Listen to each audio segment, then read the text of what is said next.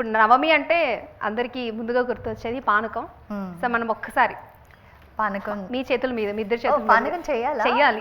ఓకేనా? సెటప్ ఉంది, అది చేసేద్దాం.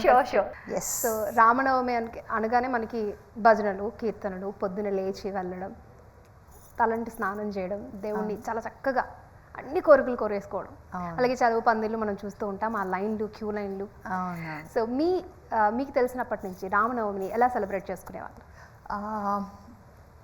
అది చాలా పెద్ద ఒక వేడుక, ఊరేగింపు లాగా జరుగుతుంది. గుడి నుంచి ఊరంతా తిప్పేవాళ్ళు, రథం కానీ లేకపోతే పల్లకీలో మోసుకుంటూ కానీ రాముల వారు సీతమ్మ వారితో కలిసి లక్ష్మణ్ అంటే హనుమంతుడు ఇప్పుడు ఇక్కడ ఎలా ఉన్నారో అలాగే చిన్న స్టాచ్యూస్ ఊరంతా తిప్పేవాళ్ళు. అండ్ కళ్యాణం చేస్తారు, సీతారాముల కళ్యాణం మళ్ళీ చేస్తారు ఆ రోజు. సో ఆ చేసినప్పుడు ఇందాక చెప్పాను కదా, ఒక కపుల్ ఎవరో ఒక కపుల్ కానీ లేకపోతే కొంతమంది కొన్ని కపుల్స్ అందులో కూర్చుంటారు, కళ్యాణంలో కూర్చుంటారు. అలా కూర్చోడానికి కూడా దేవుడి అనుగ్రహం ఉండాలనుకుంటా. బికాజ్ ఆ ఊర్లో అది పోటీ పడుతూ ఉంటారు. మా ఊర్లో కూడా అక్కడ కూర్చోడానికి కూడా మేము కూర్చుంటాం, ఈసారి మేము అని అలా అవకాశం ప్రతి టర్న్స్ తీసుకొని కూర్చుంటూ ఉంటారనమాట. సో అది అవన్నీ మెమరీస్. అండ్ ఆ ఊరేగింపు వెళ్తుంటే చిన్నప్పుడు అయితే అలా వాళ్ళతో కలిసి కొంత దూరం వెళ్ళే వాళ్ళం, ప్రసాదాలు ఇవన్నీ.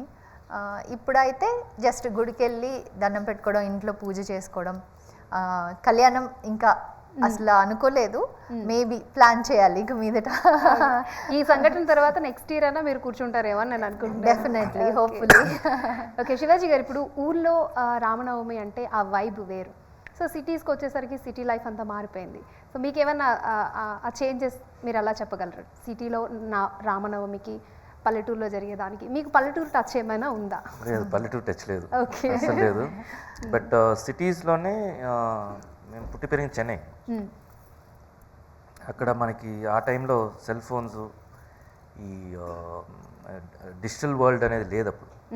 సో ఎక్కువ భజన్స్ తర్వాత ఇలాంటి ఒక ఫెస్టివల్స్ వస్తే కాలనీ మొత్తం ఇన్వాల్వ్ అవుతారు. సో అప్పుడు నా టీనేజ్ అనమాట. సో అక్కడ కాలనీ ఇప్పుడు మనకి ఇప్పుడుండే మన గేటెడ్ కమ్యూనిటీలో పక్కింట్లో ఎవరు ఉన్నారో కూడా తెలియదు. కానీ నాకు గుర్తుండి మా పక్కన ఇల్లు ఆ లాస్ట్ ఇల్లు వరకు ఎవరెవరు ఉంటారు వాళ్ళ పేర్లు అన్నీ తెలుసు మాకు. అలా ఉండేది అప్పుడు. సో అందరూ కలిసి ఒక పెద్ద ఈవెంట్ లాగా చేస్తారు.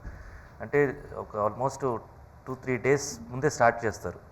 అంటే అన్నదానాలు, తర్వాత ప్రాసెస్ ఆఫ్ ఆ రోజు ఆ మెయిన్ ఈవెంట్ ప్రాసెస్కి ముందు షోస్ జరుగుతాయి. అంటే ఒక స్టేజ్ వేసేస్తారు, కాలనీలో ఉండే పిల్లలందరూ పర్ఫామ్ చేస్తారు దాంట్లో. సో అంత పెద్ద ఇది ఉండేది. అండ్ ఇప్పుడు కూడా నేను ఉండేది మణికొండ. సో ఆ కాలనీలో బాగా చేస్తారు. రాముల వారి గుడి ఉంది, అదే చెప్పడానికి వచ్చాను. సిటీకి పల్లెటూరుకి పెద్దగా తేడా చూపించకుండా అంత బాగా చేస్తారు ఇక్కడ.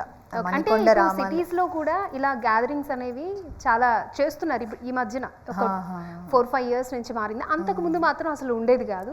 బట్ నాకు అనిపిస్తుంది మన చైల్డ్హుడ్ లో మనం చాలా బాగా ఎంజాయ్ చేస్తాం అన్ని పండుగలు.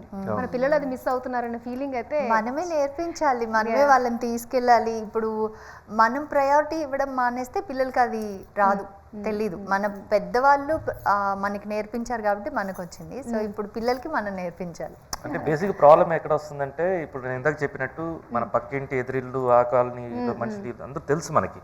So it was like a family. నాకు ఇంకా గుర్తుంది, అందరికీ భోజనాలు నైట్ పెడుతున్నారంటే ఈవినింగ్ నుంచే కటింగ్ ప్రాసెస్ స్టార్ట్ చేస్తారు. అందరూ హౌస్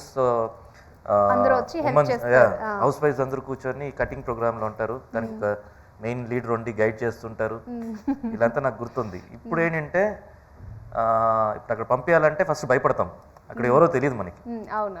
ఎవరైనా వెళ్ళాలంటే మన మనుషులు వెళ్ళాలి అక్కడ వాళ్ళతో పాటు. సో అవి కొంచెం ఆ ఫ్రీడమ్ అప్పుడు ఉండేది, ఇప్పుడు లేదు. మనం పిల్లలకి ఇవ్వాలన్నా కూడా ఒక ఇంత ఆలోచించాల్సిన సిచ్యువేషన్. రామనవమి అంటే ముందుగా పానకం అండి. సో పానకం తాగందే ఆ రోజు, తాగకపోతే అదొక ఏదో సంవత్సరం అంతా అదొక ఫీలింగ్ వచ్చింది, అట్లన్నా తాగాలి. సో ఒక బయటికి వెళ్ళిపోయినా మళ్ళీ వచ్చి ఇంట్లో వాళ్ళు మన కోసం దాచిపెడతారు. సో అట్లుంటది. అలాగే దాంట్లో చాలా ఆరోగ్యకరమైన విశేషాలు కూడా ఉంటాయి. సో మీరేం చెప్తారు? దాని దాన్ని తయారు చేస్తే మీరు నాకు చెప్పొచ్చు. ఓ ఓకే, మనం పానకంలో బెల్లం యూస్ చేస్తాం. మామూలుగా తాటి బెల్లం ఉంటే ఇంకా బెటర్, బట్ ఇప్పుడు మనకి ఇది వాటర్ రెడ్ కలర్లో వస్తుంది. పానకం అంటే మనకి ఒకలాంటి డార్క్ కలర్లో ఉంటుంది కదా, అదే అలవాటు చూడడం. సో నీళ్ళు, బెల్లం, పెప్పర్ పౌడర్, మిరియాల పొడి, యాలక పొడి అంతే. కానీ అయన్ నుంచి ఈ వేడి తాపానికి బెల్లం తాగిన తర్వాత మనకి అన్ని వాటి పానకం వేడి అంటారు, చల్లదనం అంటారు.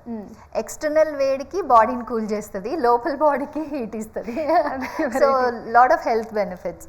సో ఇప్పుడు పానకం నేను చెయ్యాలి కాబట్టి ఫస్ట్ వాటర్లో బెల్లం వేసిస్తాను.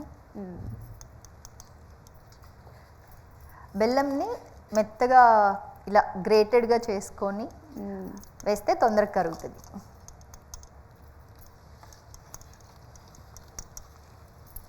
ఇంకా ఊళ్ళల్లో గుడి దగ్గర అంటే పెద్ద డ్రమ్ముల్లో కలుపుతారు ఏకంగా. అవును, వచ్చే వాళ్ళందరికీ వద్దన్నా కూడా ఇంకా 4-5 గ్లాసులు ఇస్తూ ఉంటారు. అవును. మీకు ఎక్స్పీరియన్స్ ఉందా శివ గారు?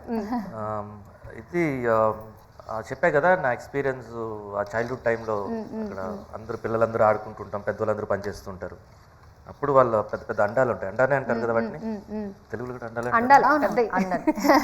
అండాల్లో కట్టపొయ్యిలో చేసేవారు. మిరియాల పొడి, యాలకల పొడి నాకు దంచి ఇచ్చేసారు, సో ఈజీ అయిపోయింది. మనం వేసుకున్న బెల్లం కూడా కరిగిపోయింది, పానకం రెడీ అయిపోయింది. ఓకే, ఇంకా ఆలస్యం దేనికి, దేవుడికి మనం నివేదించేద్దాం, అయిపోతుంది ఒక పని. ఓకే, మనకి ఇచ్చిన ఒక పెద్ద బృహత్తర కార్యక్రమం అయిపోయింది పానకం చేయడం. మీ స్టూడియోలో దేవుడికి నేను నైవేద్యం పెట్టడం హ్యాపీ. Okay, so